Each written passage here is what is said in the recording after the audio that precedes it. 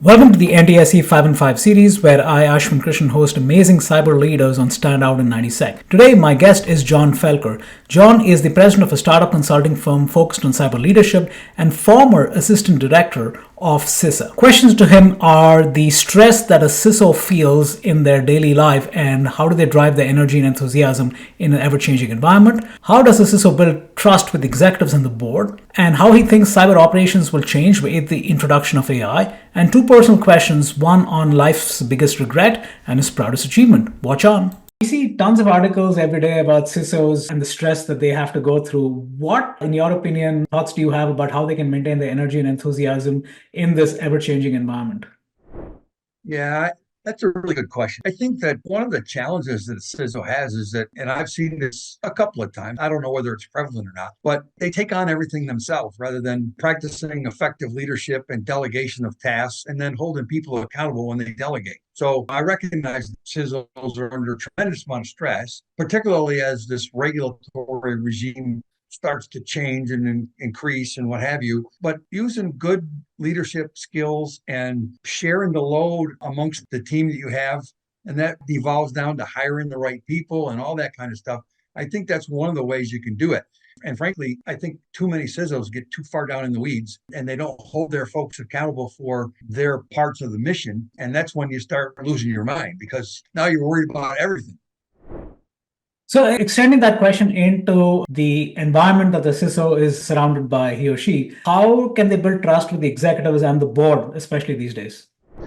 There are too many CISOs that don't want to share up to those higher levels because they're afraid that they won't understand what's going on. And I think one of the key things in building trust is being open and sharing. And the second part of that is open and sharing and talking in a language that the C-suite and the board understands. You know, if you start talking about patch status and this and that and all these other things, they're just going to turn off. I think one of the key things is talking to them in business terms. So you have a potential breach. What does that mean to our business? What are we going to do about it? What's it going to cost? And that's when an incident occurs. But I think, gosh, you back it up and try to be left to boom. And your regular briefings to the board ought to include these are the things that we're doing and building trust with them along the way. One of the key things for making sure that you can communicate with them and make sure that they understand what's going on. But the key thing is making sure that it's in a language they understand.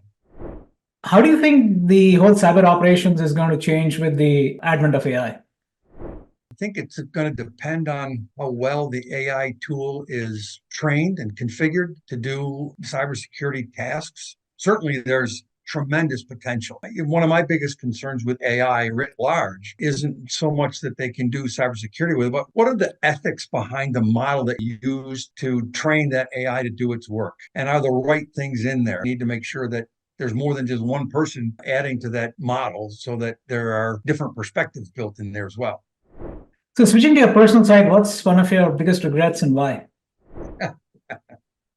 Well, I've been around for a long time, and I'll be honest with you, I've had a great couple of careers. Biggest regret that I have, when I first graduated college, I was bound and determined to be a college football coach. And I coached college football at two different small schools, and I loved it, but I just couldn't see a way clear to make enough money to pay for my family. So a lot of what I've done over my career, particularly in leadership roles, is really coaching. You know, it's building trust, it's teaching people how you want things done, hold them accountable for what they're supposed to do, and just enjoying the fact that you're part of a team.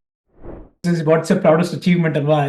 Proudest and most specific achievement that I can do is standing up the cryptologic group in the Coast Guard. And that's the bill for the Coast Guard to use signals intelligence to support their mission. We built a Coast Guard organization within the NSA enterprise, and we supported the warfighter over Iraq and Afghanistan with some of that mission space. And if you look at some of the ships that are out there now doing Coast Guard mission, they're having pretty doggone good success.